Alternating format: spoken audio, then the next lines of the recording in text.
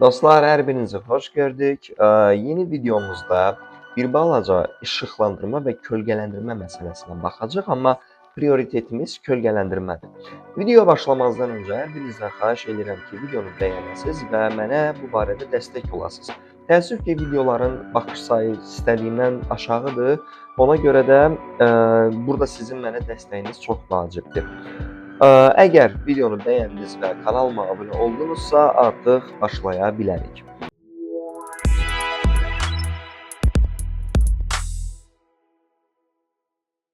Deməli, ilk növbədə bizə nə lazımdır? İşıq, təbii ki. İşıq, dostlar, sizin posterinizdən asılı olaraq verəcəyiniz istiqamətdə uyğunlaşa bilər. Yəni, siz hansı istiqamətdə istəyirsinizsə, işığı o istiqamətdə verə bilərsiniz. Təbii ki, konsepti qurun ondan sonra. Biz posterə baxdığımız istiqamətdən sağ tərəfə işıqlandırma vermək istədiyim üçün belə bir işıqlandırma verdim. Bu işıqlandırmadan sonra artıq məntiq işlətmək lazımdır ki, kölgə hansı istiqamətə düşməlidir. Bir çox tələbələr, bir çox hətta dizaynerlər tənbəllik eləyir və belə bir şey edirlər. Götürürlər vizualın arxasına sadəcə olaraq belə iyrənc formada bunu bir balaca presləyirlər. Gəlirlər buradakı rəngi götürdüm və bunu biraz tündləşdirib, gəlirlər bunu multiply formada, bura bir dənə iyrənc, simple, tək bir dənə belə bir rəng verirlər. Görmüş ki, bu kölgədir. Amma kölgə belə olmur uşaqlar. Hətta mən yenə burada biraz rəngi, arxadakı rəngi kopyaladım. Bəziləri var götürür zil qara rəngdə, tam qara rəngdə bir kölgə verir. Ümumiyyətlə kölgə obyektin arxasındakı vizualın tünd rəngində olmalıdır. Nəyi demək istəyirəm? İndi ona baxacaq. Burada əsas məsələ dostlar, bilmək lazımdır ki, kölgənin 4 növü var. Yəni, birinci, obyektin səthlə oturan zaman əks olunan kölgəsi, o ortadakı kölgə. 2, obyektin varlığını əks elətdirən kölgə. 3, obyektdə əks olunan kölgə. İndi o nə deməkdir deyəcəksə. Və 4, işığın düşmə dərəcəsindən asılı olaraq yerləşdirdiyimiz kölgə, dostlar. Deməli, başlayaq nədən? Mən burada artıq vermişdim, gəlin bunu silək və yenidən başlayaq. Obyekti seçdim ilk növbədə. Obyekti seçdim. Bura bir elips toolu götürdüm. Bax, gəldim bura. Buradan düz bura qədər bir dairə çəkək və bu dairənin üzərində təbii ki, işləyəcəyik. Gəldim bunu bir balaca aşağıya doğru dartdım. Bunu okeyləyək. Bir balaca aşağıya doğru dartıram. Yaxınlaşdırıram. Bunun uc nöqtələrini bitişdirək bura.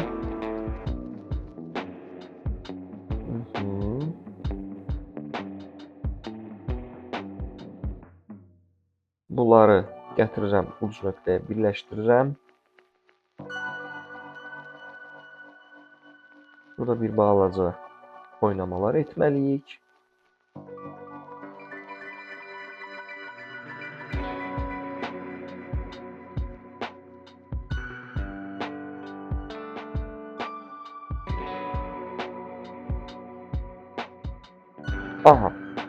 Bu dostlar, səthlə obyektin oturduğu yerdə əks olunan kölgədir. Yəni bunu bura yerləşdirmək mütləq şəkildə lazımdır. Hətta bunu yerləşdirdikdən sonra vizualdan asılı olaraq biz blur verə də bilərik, verməyə də bilərik.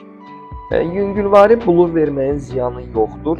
Tutar ki, belə bir blur versəz, kölgənin bir balaca yayıldığını görərsiniz. Yəni bu vizualdan asılı olaraq dəyişən bir şeydir. Gəldik nəyə? Obyektin orada var olduğunu əks elətdirən kölgə. Bu nədir? Layer əlavə elədim. Brush'ımı götürürəm. Bunu böyüdürəm. Mütləq şəkildə bunu multiply'a keçirdirəm. Bu arada digər kölgəni də multiply eləsək yaxşı olar. Gəldim bura. Belə bir yüngülvari bir kölgə atıram bura. Yüngül. Hətta bunun opacitysini biraz azalda da bilərəm. Qoy qalsın burada. Bu artıq bizim ikinci dərəcəli kölgəmiz. Obyektin varlığını hiss elətdirən kölgədir. 3. Gəldim bura layer əlavə edib, bunu bura kilitlədim. Buradan bunu multiply'a çevirirəm. Okey. Brush'ımı götürdüm. Bu səfər dostlar metalın bu rəngini götürürəm və bunu bir balaca tündləşdirirəm. Bunu etdikdən sonra brush'ı düzəldirik və opacity OK 30% qalsın, balacalaşdırıram və bu hissələri bax görürsüz, tündləşdirirəm. Başa düşdünüz nə demək istəyirəm? Yəni o yerdəki kölgənin əks təsiridir. Burada olmalıdır o. Bax belə bir kölgə. Çox yox, belə yüngülvari versəz kifayət eləyir. Qaldı ən əsas məsələ, işığın düşmə dərəcəsindən əks olunan kölgə. Mən bu arada butulkanın bu hissəsini işıqlandırma və s. eləmədim, çünki mövzumuz o deyil. Gəldim, bu kölgəni çıxartmağın bir neçə dənə yolu var dostlar. Bunlardan biri budur.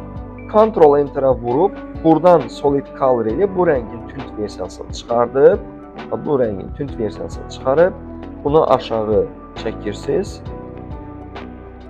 Bunu Ctrl T edib flip etdikdən sonra uc nöqtələrini bitişdirirsən və bitişdirəndən sonra işığın düşmə dərəcəsindən asılı olaraq rakursu müəyyənləşdirirsən. Mən artıq bunu etdiyim üçün, yəni əlimdə hazır versiya olduğu üçün rakursu çox belə uğraşmaq istəmirəm üzərində. Belə bir rakurs müəyyənləşdirmişəm və bunun bir dənə Ctrl-J ilə kopyasını saxlayıb orijinalını bağlayıram. Bunu isə Rasterize Layer eləyirəm. Niyə eləyirəm? Çünki kənarlarına blur verə bilim deyə. Gəldim, bura masking əlavə eləyirəm, brush'ı aktivləşdirdim, buranı əyirəm.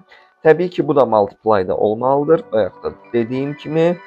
Və bunun bu hissələrini təmizləyirəm. Niyə dostlar? Çünki kölgə uzandıqca itən bir şeydir və hətta onun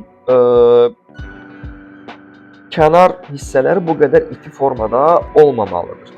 İndi onu ayarlarına baxacağıq. Hələ ki işimizi görək.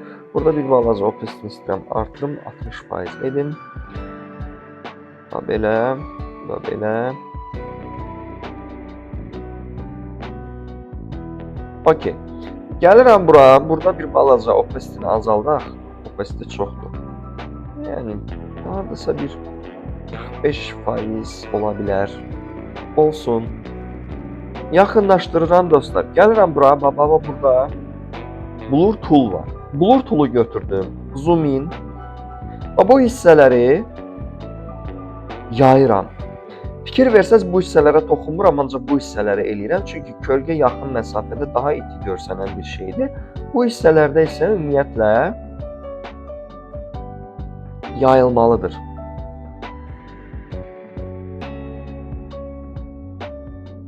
Bu hissədə başdan biraz təmizləyək.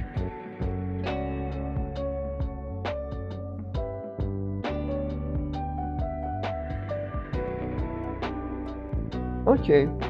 Biraz da 35% versək, görərik ki, artıq hardasa işimizi görmüşük. Yüngülvari, çox yox. 30%-də saxlayacağım. Belə dostlar, yəni ən azından kölgənin istiqaməti, neçə dənə kölgə var, bunları bilmiş oldunuz. Bu tip videoların davam eləmək üçün sizdən bir xahişim var ki, videonu bəyənəsiniz və mənə dəstək olasınız. İndi isə növbəti videolarda görüşənədək hələlik.